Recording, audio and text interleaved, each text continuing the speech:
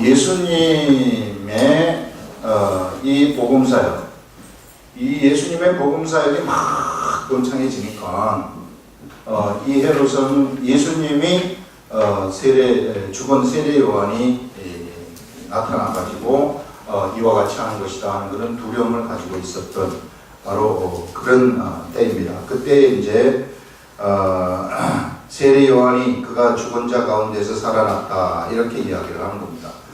그렇기 때문에 그와 같은 이 능력이 우리 예수님한테 역사하는 것이다 이렇게 이야기를 해요. 그러면서 오늘 이야기는 뭐냐 하면은 요런 것 때문에 오늘 이야기가 세례 요한의 죽음에 맞춰져 가지고 있습니다. 세례 요한의 죽음이다. 여러분, 우리 세례 요한이라는 사람은 우리가 눈여겨봐야 될 것이 뭐냐면요, 세례 요한은 시대 중에서요, 우리 시대 중에서 세상을 시대로 우리가 구분을 하자면 제일 먼저는 우리 사람이 창조되어 가지고 죄가 없던 에덴 동산의 삶이 있습니다. 죄가 없던 에덴 동산의 삶을 살다가 에덴 동산에서 범죄를 함으로써 이제 죄의 세상으로 변하게 되는 거예요. 세상이 죄의 세상으로 변하던 그 시기에 이제는 하나님을 인간이 죄를 지은 다음에 어떤 일이 일어나게 되느냐면은 이제는 하나님을 부르는 그러한 이 시대가 펼쳐지고 제사 시대가 펼쳐집니다. 하나님을 부르면서 제사를 지내는 이러한 제사의 시대가 펼쳐지는데, 그래서 당시에 하나님을 부르고 제사를 드리는 이러한 자들이 하나님의 그 구속의 역사 속에서 주인공들이 되었던 그러한 시대. 그래서 이렇게 쭉 오게 되면서 노아의 홍수를 맞이하게 되는데요. 노아의 홍수가 일어나기 전까지 바로 이런 시대인데, 노아의 홍수 이후에도 역시 제사 시대가 펼쳐집니다. 이제는 하나님을 부르는 시대에서 이제 같이 제사 시대가 같이 펼쳐지다가 제사의 시대가 펼쳐지는 거예요. 이런 제사의 시대가 펼쳐지다가 어디까지 오느냐면요, 모세까지 와가지고 이 모세까지 제사의 시대가 펼쳐지다가 모세에서부터 이제는 기록된 말씀의 시대로 바뀌게 됩니다. 이때부터는 이제 모세 시대 이후부터는 하나님의 말씀이 기록된 말씀으로서 사람들한테 다가오게 되는 이런 시대로 바뀌게 되는데, 이것을 우리는 율법 시대라고 이야기를 하는 거예요. 율법 시대. 그래서 이런 율법 시대를 거치면서 바로 이 율법 시대의 제일 마지막을 끝낸 사람, 이 율법 시대를 마감시킨 사람, 그 사람이 누구냐 하면은 바로 세례 요한이라는 거예요. 이게 세례 요한. 그래, 세례 요한이 죽으면서 율법 시대가 마감을 보하는 것이고, 이때부터는 예수님의 시대가 잠시 펼쳐지다가 그 다음에는 성령의 시대로 넘어가게 되는 겁니다. 성령님의 시대. 이런 성령님의 시대로 넘어가게 되는데, 이 성령님의 시대에 말미에 가게 되면은 이게 이제 이 환란기가 온다고 하는데, 이게 이제 7년 환란기라고 이야기를 해요. 이런 환란기가 오고 그 다음에 이제 천년 왕국이 펼쳐지게 되는 겁니다. 그 다음에 여기 이제 천년 왕국이 펼쳐지게 되고, 천년 왕국 이후에 이제 여기서 이 마지막이 최후의 심판이 일어나게 되는 거예요. 네, 최후의 심판이 일어나게 되고, 이때 가게 되면은 이때 이제 최후의 이 천년 왕국 말미에 가게 되면은 마지막 전쟁도 일어납니다. 영들의 전쟁이 이제 여기서 일어나게 되는 거죠. 그런 다음에 이 이후에 이제 펼쳐지는 것이 뭐냐면은, 이게 이제 심판이 일어나면서 천국이 이때 이제 나타나게 되는 거예요. 그야말로 이 세상 천국이 아니라 하나님의 새롭게 예비하신 새하늘과 새 땅의 천국이 이때 나타나게 되고, 이 시대가 되면은요, 모든 죽은 자들도 다 다시 살린다. 여러분, 죽은 자들이 그냥 죽으면 끝난다 이렇게 생각하면 오산해요. 절대 성경은 그렇게 얘기하지 않습니다. 성경은 뭐라고 얘기를 하냐면은, 죽은 자들도 전부 다 살려가지고 여기서 심판을 하게 되는데, 그래서 오른쪽과 왼쪽으로 분류가 되는데, 오른쪽으로 분류된 사람들은 천국을 상속받는 것이고, 왼쪽으로 분류된 사람은 지옥을 이 지옥에 들어가게 된다. 그래서 여기서 얘기하는 이 지옥, 아직까지 나타나지 않은 것이 지옥입니다. 지금 죽은 자들은 어디로 가 있느냐 하면은 음부로 가 있는 것이고요. 하나님을 믿는 하나님의 사람들은 낙원으로 가 있게 되는 겁니다.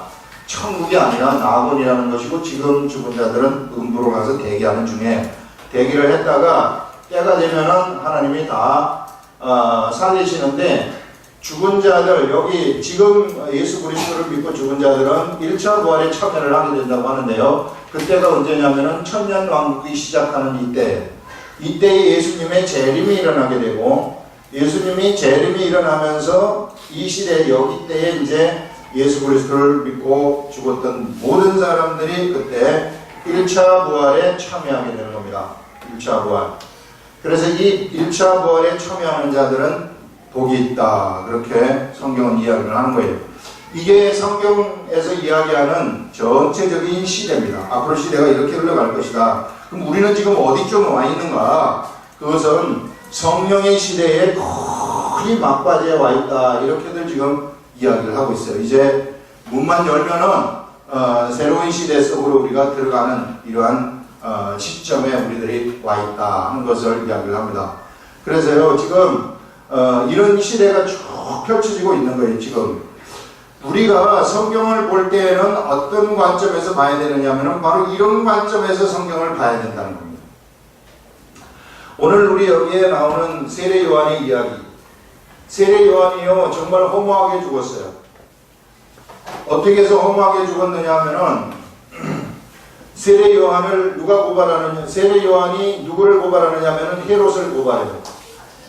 헤롯을 고발하는 것이 바로 동생의 아내를 갖다가 이 동생의 아내를 자기 부인으로 취했으니 이렇게 되면은 어떤 일이 일어나냐면 이게 간음 아니겠어요? 이게 간음을 한 것이다. 그래서 당시에 율법의 최고의 선지자였던 세례 요한은 이것을 보고 가만히 있을 수가 없었습니다. 이것을 보고 가만히 있을 수가 없어가지고 가가지고 이것은 잘못된 것이다 이 얘기를 한 거거든요. 그랬더니 잘못을 저질른 이 사람이나 특히 이 사람이 이 세례 요한을 너무 미워해가지고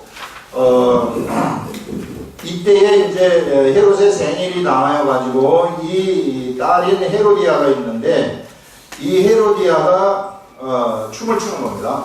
예, 춤을 추니까 헤롯이 너무 이 헤로디아의 춤에 취해가지고 거기서 헛말을 하는 거예요. 이 헛말을 하는 것이 뭐냐면은 네가 이렇게 아름답게 춤을 췄으니 내가 너한테 나라의 반이라도 주겠다. 이렇게 얘기를 하니까 이 헤로디아가 나한테 줄 것은 나라의 반이 아니라 어머니가 시키는 거죠. 누구를 달라 하냐면은 세례 요한의 머리를 달라 하라. 머리를 소반에다가 담아가지고 달라. 야, 이 큰 여자 아니겠어요? 여러분, 나 사람 머리를 소반에 담아가지고 들고 갈 수 있겠어요, 여러분들? 이 처녀가 이런 말을 했다는 거예요. 사람이 이와 같이 악할 수 있다 하는 것을 이야기를 한 겁니다. 인간적인 관점에서 보게 되면은요, 이런 이야기. 이것을 우리가 인간적인 관점에서 보게 되면은 정말 세례 요한의 죽음이라는 것이 너무 허무한 거예요. 그리고 또 이 사람들은 사람의 이 목숨을 갖다가 이제 허무하게 이게 가져가 버리는 것이고, 헤롯은 자기 힘에 의해서 검을 사용하게 되는 거죠. 이 아내는 질투를 사용하기, 자기 질투, 미움, 증오 이런 것들 때문에 이 세례 요한을 죽이는 거 아니겠어요? 그 다음에 헤로디아는 무분별한 어미의 말을 듣고서 어미를 기쁘게 해주려고 이런 일들을 하는 겁니다. 이것이요 세상에서 나타나는 일들이에요. 세상의 일들은 이와 같은 방식으로 의사결정이 되어진다는 겁니다. 예. 힘으로 사람을 누를 수 있으면 확 눌러버리는 것이고, 그 다음에 이 시기, 질투, 미움 이런 것들에 의해서 사람들을 죽이는 것이고, 거기에 또 동조되어 가지고 같은 길을 행하는 이것이 바로 세상적인 일이다. 그래서 우리가 이 사건을 갖다가 세상적인 것으로 보게 되면은 너무나도 세례 요한이라는 한 거대한 선지자의 죽음이라는 것이 허무한 상태에서 끝나버리는 거예요. 근데 우리가 이렇게 보면은 안 된다는 겁니다. 이렇게 우리가 보면 안 되고 어떤 관점에서 봐야 되느냐 하면은 세례 요한을 갖다가 구속사적인 관점에서 봐야 됩니다. 하나님이 이 역사를 이끌어 가시는 이런 관점에서 우리가 세례 요한의 사건을 보게 되면은 율법 시대를 완전히 마감하는 이 율법 시대인데, 이 율법 시대를 마감을 하고 예수 그리스도의 세계, 성령의 시대를, 사실 여기까지도 성령의 시대라고 할 수 있습니다. 예수 그리스도에게 성령님이 임하셔서 성령님이 이끌어 가시는 시대이기 때문에 성령의 시대를 여는 것이다. 자, 이것은 어떤 관점에서 이것이 중요하냐면요, 여기까지는 생명이라는 것이 뭔지도 몰랐고 생명이라는 것이 없는 그러한 시대입니다. 그러나 이 이후의 시대라는 것은 뭐냐면요, 생명의 시대가 되는 겁니다. 생명의 시대. 진짜 참 생명의 시대가 펼쳐지고 진짜 살아있는 사람들의 삶이 이때부터 시작이 된다는 거죠. 예. 그리고 하나님하고 사람들하고의 관계가 완전히 이제는 어떻게 되느냐 하면 직접적으로 하나님을 만날 수 있는 이러한 시대 속에서 살아가게 되고 세상에 진정한 천국이 임하는 그러한 시대로 바뀌게 된다. 그래서 우리는 이것을 갖다가 복음의 시대라고 얘기를 하는 거예요. 복음의 시대이다. 이런 시대 속에 우리가 지금 살아가고 있다 하는 것입니다. 자, 우리 다시 돌아와서 세례 요한을 우리가 한번 보게 되면은요, 세례 요한이 이와 같이 인간들의 이 생각 속에서 놀아나가지고 죽었지만은, 그러나 실상 구속사적인 관점에서 보면은 그렇지가 않다. 세례 요한이라는 것은 자신의 일이 있어요. 세례 요한이라는 것은 하나님이 세상에서 그에게 맡기신, 하나님이 시키신 그 일이 있습니다. 그 일이 뭐냐 하면은 이스라엘 백성들을 세례 주어가지고 회개시키는 거였어요. 그 다음에 뭐냐 하면은 다른 하나는 세상에서 예수님을 발견하라는 겁니다. 너가 세상에서 예수님을 찾아내서 예수님을 이 세상 사람들한테 소개시켜라. 이런 일을 하나님으로부터 맡은 것입니다. 임무가. 하나님이 맡기신 그의 작업이, 임무죠. 세례 요한은 실상 그래서 이스라엘 백성들한테 세례를 다 주었어요. 세례를 주었고, 그 다음에 예수님도 세례를 주면서 예수님을 찾아내가지고 사람들한테 소개를 했습니다. 세례 요한은 구약시대의 사람이기 때문에 이런 관점에서 보면은 세례 요한이 이 일을 다 마쳤으면 빨리 하늘나라 가는 게 좋아요. 세상에 더 이상 있을 필요가 없다는 것입니다. 그래서 세례 요한은 그런 관점에서 보면 하나님이 이런 여러 이 인간적인 일들이 여기 일어나가지고 세례 요한이 죽었지만은 이것을 통해가지고 너 이제 일 다 했으니까 이쪽으로 와라. 더 이상 거기 있을 필요가 없다. 있으면 헷갈리거든요. 왜냐하면 예수님의 시대가 펼쳐져야 되는데 세례 요한이 자꾸 있을 것 같으면은 세례 요한을 사람들이 쫓아갈 거란 말이에요. 그래서 새로운 시대를 열라 그러면은 구약 시대의 사람들은 그가 생각을 바꾸거나 아니면은 그렇지 않으면은 이 헷갈린단 말이에요. 그래서 이 세례 요한이라는 사람을 하나님이 사람들이 헷갈릴 수 있기 때문에 불러올렸다. 우리가 이런 관점에서 세례 요한의 죽음의 사건을 우리가 쳐다봐야 된다는 것입니다. 그래서 이제는 사람들을 누구를 따르냐면은 세례 요한을 전부 다 처음에는 따라갔는데 세례 요한을 사람들이 다 따라갔더니 세례 요한이 뭘 해주느냐면은 너희들은 이제 나를 따라오지 말고 이분을 따라라 하면서 예수님을 소개를 딱 해줘요.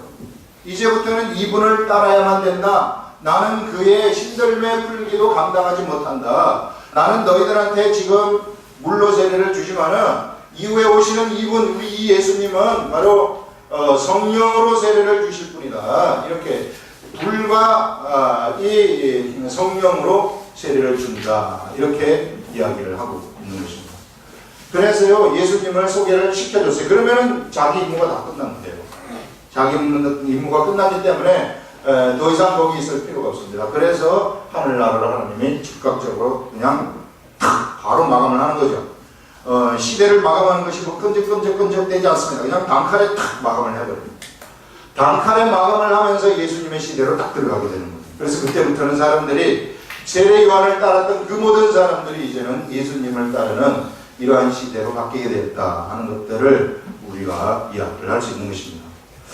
그래서 이런 관점에서 우리가 세례 요한의 사건을 쳐다봐야 된다. 세례 요한의 죽음의 사건을 우리가 쳐다봐야 된다 하는 것입니다.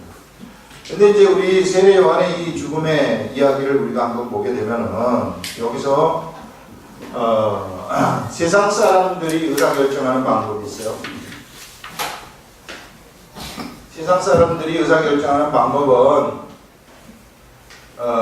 헤롯의 의사결정의 방법을 한번 보시고, 그 다음에 헤로디아가 한 사람에 대해서 의사결정하는 방법을 보시고, 그 다음에 헤롯의 아내가 의사결정하는 것을 우리가 가만히 쳐다보게 되면은, 헤롯의 의사결정 방법은 이게요, 이 딸에 대해서 딸이 그저 춤을 추고 그것이 이뻤기 때문에 딸의 소원을 들어준다. 그것이 뭔지도 모르고 무분별하게 소원을 들어준다고 경솔하게 약속을 하는 그런 경솔함이 그한테 있는 것을 우리는 볼 수 있어요.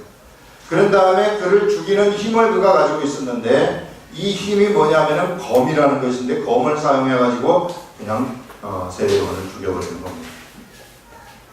여러분, 세상에서 성경은 우리들한테 뭘 이야기를 하냐면은 절대 너희들이 검을 사용하지 말라 이렇게 얘기합니다. 여러분, 내가 힘이 좀 있다고 해서요, 힘없는 사람을 이렇게 그냥 힘으로 눌러버린다거나 힘으로 그 사람을 처리를 한다거나 이렇게 되면은요, 그것은 스스로도 검으로 망하는 것이 세상의 이치라고 이야기를 하는 겁니다.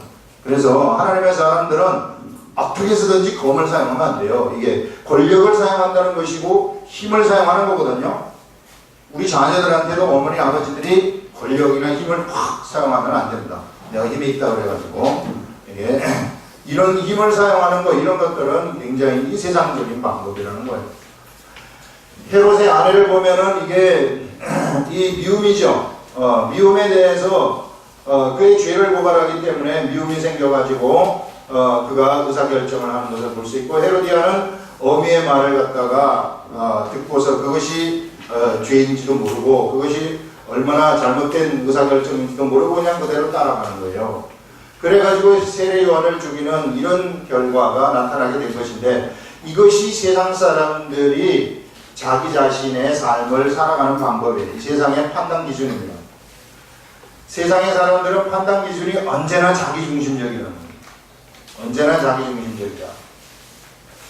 이 자기중심적으로 간다는 것, 이것은 결국은 멸망을 의미하는 거예요. 이게 자기중심적인 삶을 내가 살다가 보면은 멸망을 의미하는 것이다. 여러분, 이 시대에 우리가 일반적인 우리 로컬 이 지역 교회에 나가는 이런 사람들, 이 지역 교회에서도 얼마나 많은 자기중심적인 결정이 펼쳐지는지 몰라요.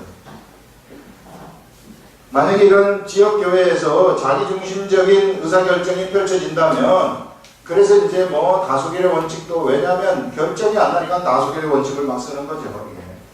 이런 것들, 지역교회에서 이런 일들이 막 펼쳐지는데, 이런 자기중심적인 결정이 펼쳐져서 계속해서 가다 보면은요, 그것은 사실상 하나님이 기뻐하시는 그런 길로 가는 것이 아니라 오히려 지역교회가 이게 멸망의 길로 가는 것이다 하는 것을 우리가 알아야 된다는 거예요.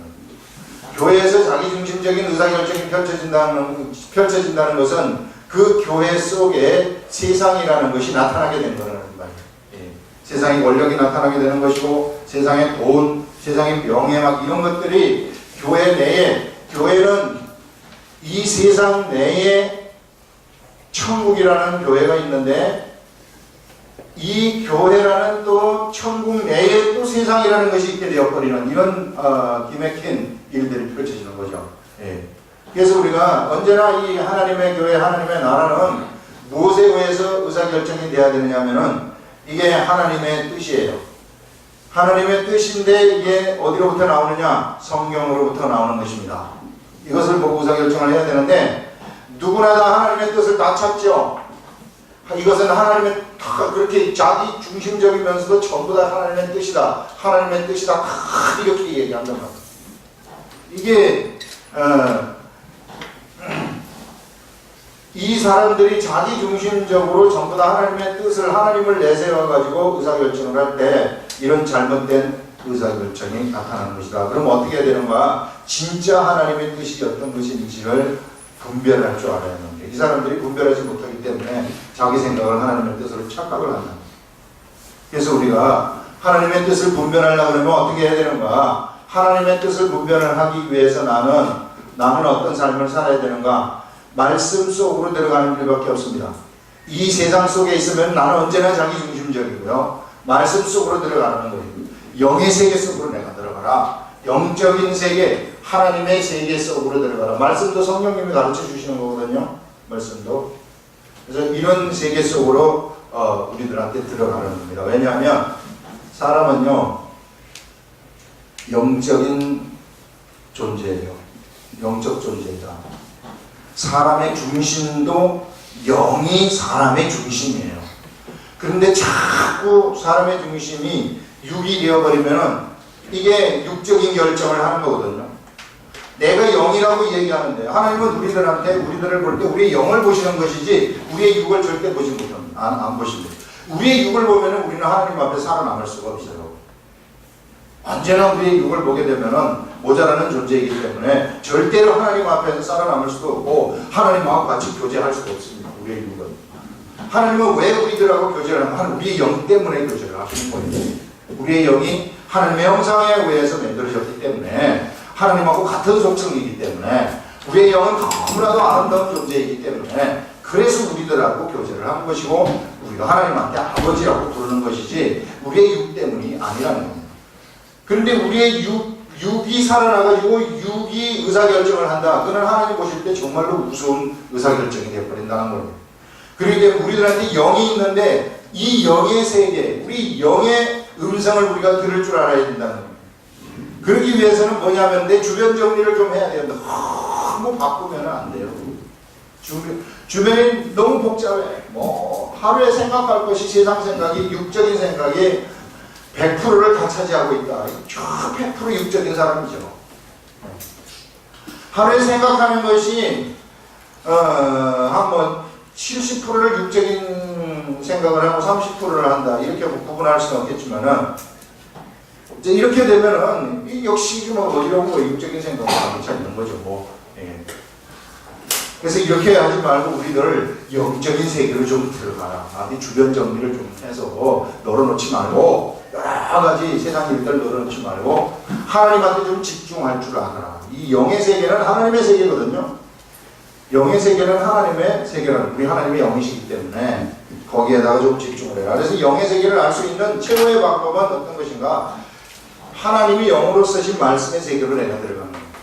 말씀의 세계. 말씀을 보면서 생각하고 기도하고 생각하고 기도하고 그 속에서 우리가 성령님의 음성을 우리가 듣는 거죠. 그러면은 신비한 힘이 거기서 생겨나게 되는 것이고요. 신비한 세계가 우리들에게 열린다. 신비한 세계. 진짜로 영의 세계는 진짜 신비해요. 이게 우리가 생각할 수 없는 그러한 신비함이 그 속에 들어있습니다. 이 세계를 우리가 알게 되면은 육의 세계가 평정이 되어버리는 겁니다. 영의 세계를 알아버리면 육의 세계가 평정돼요. 여러 가지 문제들, 안 되는 일들, 병들, 그 다음에 이게 이 세상에 잘못된 것들, 내 주위를 괴롭히는 것들, 나를 이렇게 이런 모든 것들이요. 내가 여기만 딱 들어가면 바로 쫙 평정이 들어가요. 진짜로. 바로 평정이 딱 되거든요. 그런 것들을 우리는 알 수 있습니다. 여러분. 그래서 우리가 어떻게 해서든지 이러한 이 육의 세계 내 주변 정리를 좀 할 줄 알아야 됩니다. 그래서 이 하나님이 주시는 대로 우리가 하나님의 뜻을 우리가 분별을 해서 의사결정을 하게 되면은 이게 영에 의한 의사결정이 펼쳐지는 거거든요.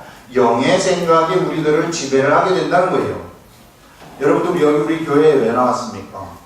교회에 나온 것은 내가 육의 삶을 살기 위해서 교회에 나온 것이 아니라 육으로 무슨 내가 돈벌이를 좀 하고 싶어가지고 여기 돈벌이 가르쳐 주는 거기 때문에 온 것이 아니라 여러분들 내가 영이기 때문에 우리 교회에 나와서 예배하러 나온 거 아닙니까? 이게 이 영적인 세계이기 때문에 그래서요 그러려면은 나의 영이 지금 어떤 상태이며 내 영이 얼마나 하나님을 기뻐하고 있고 이런 것들 우리가 조금 알아야만 된다. 영적인 세계에 대해서 우리가 좀 관심을 기울여야 된다는 거죠. 여러분 사랑하는 사람이 있다고 한번 생각을 해보세요. 사랑하는 사람이 나한테 생겼다 그러면은요, 이 사람 하루 종일 생각해요. 100% 생각합니다. 그냥 틈만 나면은 그거 생각을 해요. 틈만 나면. 이와 같이 우리가 영의 세계관은 내 진실한 내가 나의 영인데, 나의 영이고, 바로 진실한 나의 영을 낳으신 분이 나의 하나님 우리 아버지인데, 이렇게 되면은요, 이게 나의 영이 어떻고, 나의 영이 지금 무엇을 원하고 이런 것들을 알게 되면은 우리의 생각도 여기 하나님에 대한 사랑으로 막 빠져들어가게 되는 것이고, 예전에는 말씀이 너무 재미가 없었는데 이제는 말씀이 너무 재미난다, 막 이런 일들이 우리 인생 속에서 펼쳐지면은요, 세상의 모든 근심 걱정이 여기서 없어지는 거예요. 세상의 문제들도 다 해결됩니다. 병이 있습니까? 여기서 다 해결돼요. 한번 울면 회개, 내가 잘못했어요 하나님 아버지, 나 다 용서해 주세요 하면서 그냥 막 성령님이 주시는 그러한 회개가 그에게 열리게 되면 쫙 반하서 버리는 거예요. 어떤 사람의 간증을 지난번에 한번 들었는데요. 굉장히 잘 나가는 그런 분이었었는데, 사업을 하는 이런 분이었었는데, 어느 날 갑자기 암이 걸려버렸어요. 네. 암이 걸려가지고 거의 죽을 날을 기다리는 거죠.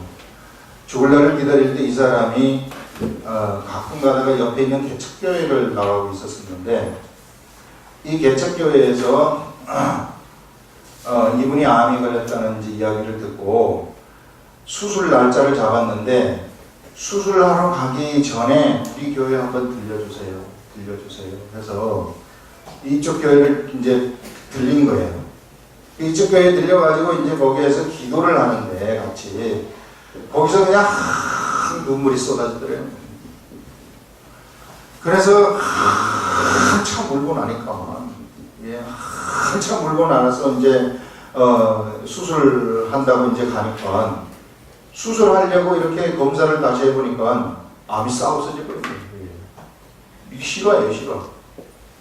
그래가지고 이분이 정말 하나님의 사람이 되어가지고 하나님의 일을 복음 사역자가 되었다고 이야기를 하는 이런 간증을 들은 적이 있는데요. 이 사실상 우리들이 이게 육적인 삶을 살다가 이게 이런 병에 걸린 거 아니겠어요? 이 병에 걸렸는데, 이게 기도를 하게 되면은 하나님의 은혜가, 이 기도할 때 하나님의 은혜가 막 임하면서 회개가 막 그동안 잘못된 사람들에 대한 회개가 터지고 이러니까 악한 것들이 그 속에 숨어 있을 수가 없는 거예요. 이게. 그렇기 때문에 이게 다 날아가 버리는 거거든요. 그래가지고 그가 그 병으로부터 해방되는 이런 일들이 일어나게 된다. 영이, 그래서 나의 영이 나를 지배할 수 있도록 만들어줘야 된다 하는 것을 이야기를 하는 것입니다.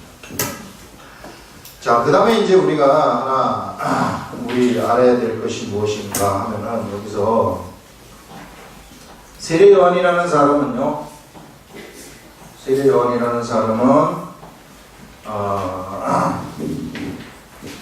여자가 낳은 자 중에 최고의 사람이라고 이야기를 합니다.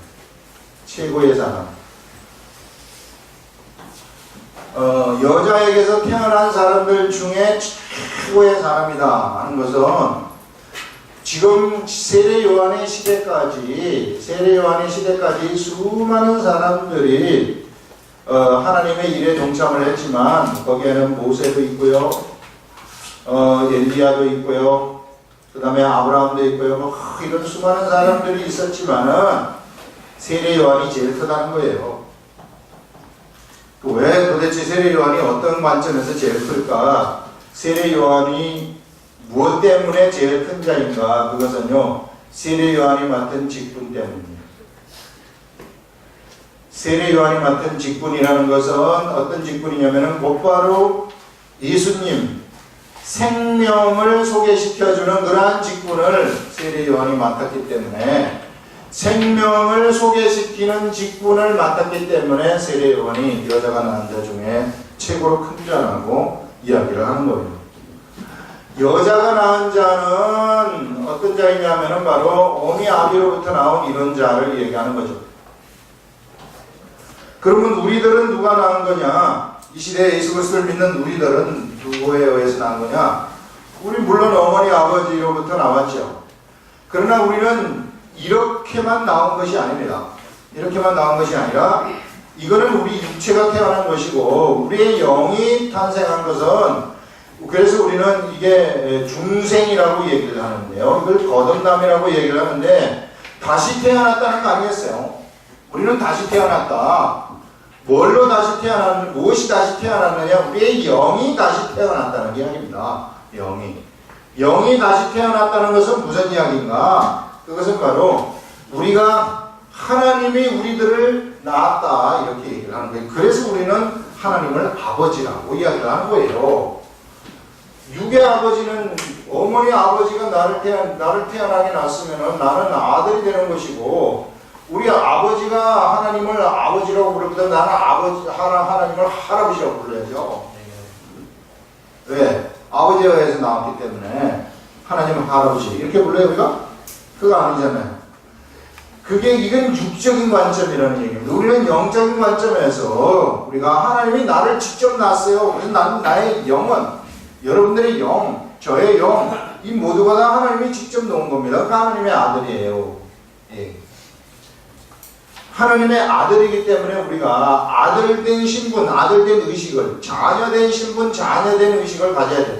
영이라는 것은 아들, 딸의 개념이 없습니다.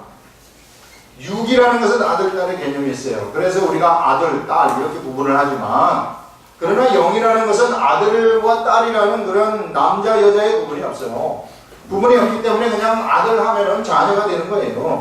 이게 딸 하면은 이게 자녀가 되는 거예요. 이게 그냥 자녀가 되는 것이다. 자녀.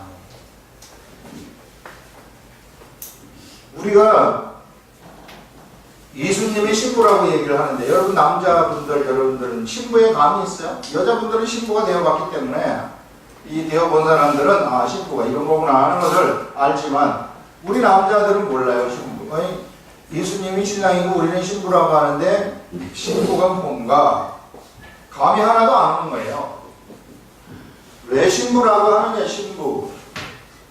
왜 우리들을 이 신부라고 하느냐? 예수님은 신랑이고, 이게 뭐예요? 이게 뭐냐면요, 세상의 결혼에다가 예수님하고 우리들을 갖다가 비유를 한 거예요. 비유를.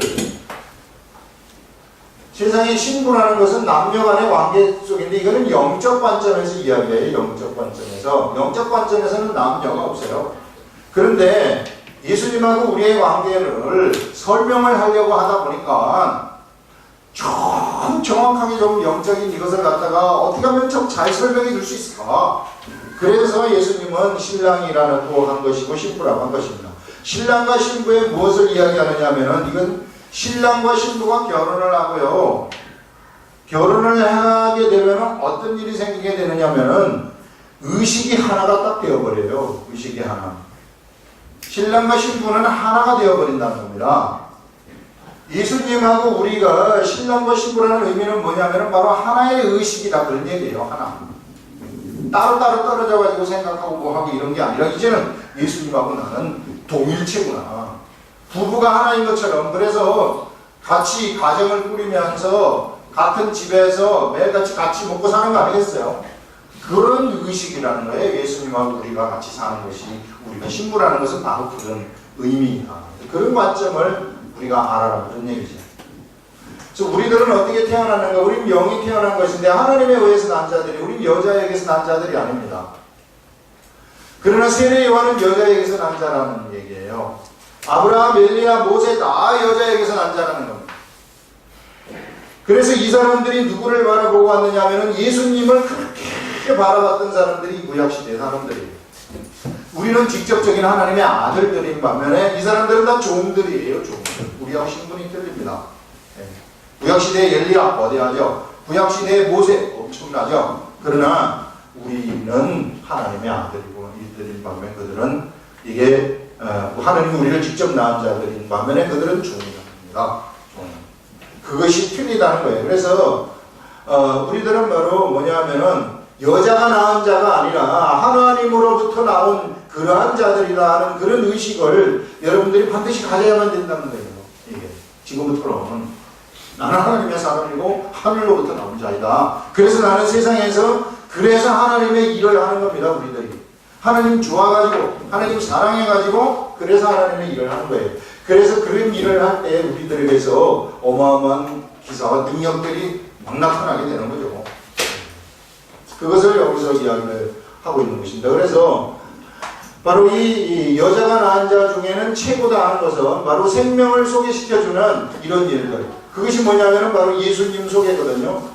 사람들한테 예수님을 소개시켜주는 임무를 세례요한이 맡았기 때문에 그래서 그 직분이 아름답다는 것이고 그 직분이 최고의 직분이라고 이야기를 하는 것입니다. 이 시대 우리들도 그래서 마찬가지로 예수 그리스도의 복음을 증거하고 예수 그리스도의 복음의 일을 하게 되면은 사실상 최고의 직분을 가진 것이다. 이렇게 이야기를 하는 거죠. 우리는 이 세상에서 어떤 직분을 맡았는가?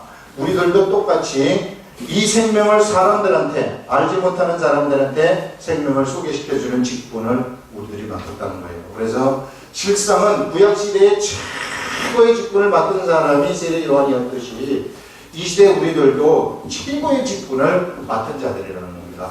세례 요한은 어디로부터 나왔느냐 하면은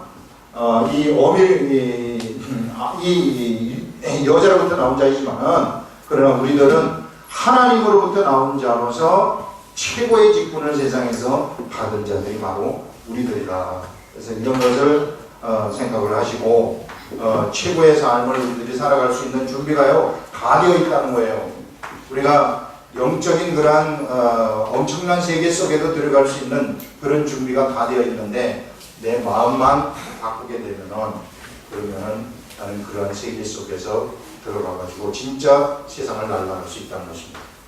이런 것이 다 되어가고 있습니다. 이런 세례 요한 이런 사람들은 이게 조건이 되어 있지 않는데도 이 일을 감당을 했던 사람들이지만 우리들은 조건이 전부 다 되어 있는 그러한 자들입니다. 그래서 좀 우리가 육적인 삶을 사는 데서부터 이제 좀 영적인 삶이 어떤 것인가 하는 것들을 생각을 해보고 그리고 이제 교회 예배 분위기가 어떻게 펼쳐지는가 이런 것들도 한번 보시고 이게 우리 교회가 지금 어떤 쪽으로 가고 있는가 하는 것들도 좀 분별을 좀 하시고 필요하면 기도도 거기에서 막 하게 되면은 그렇게 되면은 우리 정말 이 올바른 트랙, 올바른 길 속에서 우리가 살는 것이다 하는 것을 이야기를 할 수 있습니다. 기도하겠습니다.